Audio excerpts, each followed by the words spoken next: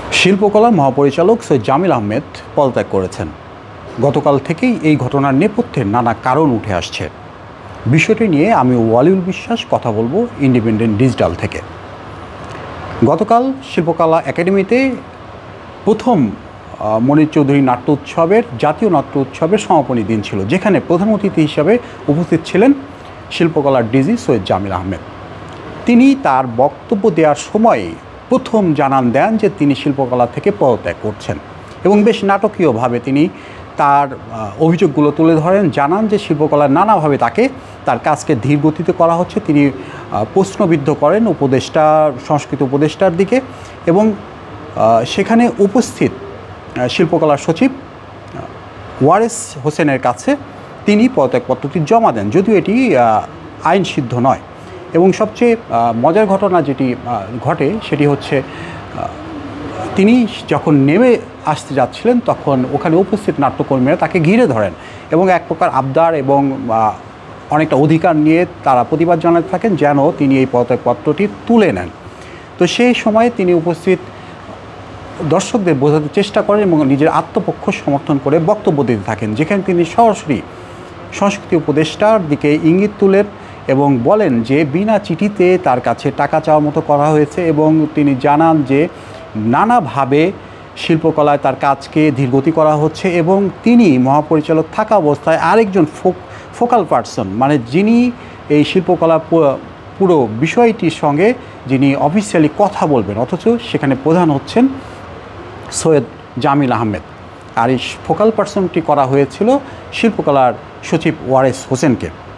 তো সেই সময়ে তিনি যে বক্তব্য দেন, আমি যদি হুবহু সেই বক্তব্যটা তুলে ধরি, যে অর্থনৈতিক বিষয়টি তিনি তুলে ধরেছেন, কোনো রকম চিঠি ছাড়া শিল্পকলা একাডেমি থেকে তাকে টাকা দিতে হবে, কারণ তার খুব দরকার, তিনি একটি প্রজেক্ট করছেন। সেই প্রজেক্টে আমি বলছি না তিনি এখানে টাকা পয়সা কোনো উল্টাপাল্টা হোক, কিন্তু আমাকে কোনো চিঠি ছাড়া কেমন করে তিনি টাকা চান যখন উপদেষ্টা, মানে উনি যে বক্তব্য যেভাবে বলেছেন, ওখানে উত্তেজিত অনেক লোকজন ছিল। সেই মুহূর্তে তিনি আবেগ সংবরণ করে যতটুকু বলার তিনি ওইভাবে বলেছেন এবং বলেন, আমি যখন বলেছি না আমাকে চিঠি দেন, চিঠি ছাড়া অবশ্যই আমি টাকা দেব না, আমি কোনো টাকা এখানে ছাড় করব না।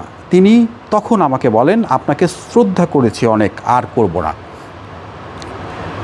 শিল্পকলার ডিজি এখানে উল্লেখ করেছেন যখন উপদেষ্টা, অর্থাৎ তিনি সংস্কৃতি উপদেষ্টার কথাই বলেছেন এবং তিনি আজকে গণমাধ্যমে একটি বিবৃতি পাঠিয়েছেন, যেখানে স্পষ্টভাবে বেশ কিছু অভিযোগ নিয়ে আসা হয়েছে। তার মধ্যে একটি হচ্ছে আমলাতান্ত্রিক জটিলতা,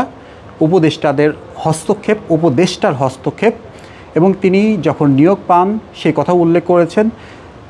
গণ অভ্যুত্থানের পর, সরকার গঠনের পর এই সংস্কৃতি মন্ত্রণালয়ের দায়িত্ব ছিলেন আসিফ নজরুল। তিনি আইন ও শ্রম মন্ত্রণালয়ের পাশাপাশি এই মন্ত্রণালয়ে তাকে দেওয়া হয়েছিল, সেটি ছিল 8-9 আগস্ট এবং এর পরবর্তী সময়ে পরের বার 10ই নভেম্বর এই সংস্কৃতি মন্ত্রণালয়ের দায়িত্ব পান পরিচালক মোস্তফা সরোয়ার ফারুকী এবং ফারুকের বিপক্ষেই তিনি কথাগুলো বলেছেন। সেখানে সেই বক্তব্যটা যদি আমি একটু কোট করি, বাংলাদেশ শিল্পকলা একাডেমির মহাপরিচালক পদে আমাকে দায়িত্ব নেওয়ার সময় তৎকালীন সংস্কৃতি উপদেষ্টা পক্ষ থেকে অনুরোধ করা হলে আমি বলেছিলাম শিল্পকলা একাডেমি আইন অনুযায়ী একটি স্বায়ত্তশাসিত প্রতিষ্ঠান হিসাবে কাজ করতে হবে। সেই লক্ষ্যে তিনি তখন স্বল্পমেয়াদী, মধ্যমেয়াদী এবং দীর্ঘমেয়াদী পরিকল্পনা তিনি উপস্থাপন করেন। এর পরবর্তীতে যখন এই যে পরিবর্তন আসলো সংস্কৃতি মন্ত্রণালয়ে, তখন তিনি নানাভাবে বাধাগ্রস্ত হয়েছেন, স্লথ করেছেন। উদাহরণ হিসেবে তিনি একটি উদাহরণ টানেন, যেরকম হচ্ছে শিল্পকলার যে আইন অনুযায়ী 3 মাস অন্তর অন্তর যে সাধারণ সভা হয়, সেই কার্য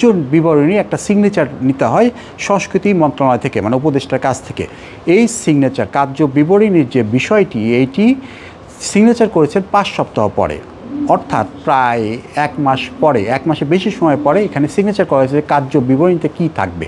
একজন ব্রিফ করেছেন, তারপরে সংস্কৃতি উপদেষ্টাটা সিগনেচার করেছেন। এরকম উদাহরণ তিনি টেনেছেন। এছাড়া তিনি স্পেসিফিকভাবে সেই বিবৃতিতে বলেছেন, অযাচিত উপদেষ্টা ও মন্ত্রণালয়ের অযাচিত হস্তক্ষেপ, আমলাতান্ত্রিক দীর্ঘসূত্রতার জটিলতা, একাডেমির সচিবকে ফোকলোর পার্সন হিসেবে মনোনীত করে মহাপরিচালককে বিধিসম্মত দায়িত্ব পালনে বাধা প্রদান, বাজেট কর্তন, শিল্পকলার ভেতর থেকে ফাইল গায়েব করে দেওয়া, একাডেমির অভ্যন্তরে বিভিন্ন কর্মকর্তাকে পরিচিত করে কাজের পরিবেশ ব্যাহত করা এবং দুর্নীতিবাজ চক্রের নানা অপতৎপরতার কারণে আমি শিল্পকলার একাডেমি মহাপরিচালক পদ থেকে ইস্তফা দিচ্ছি।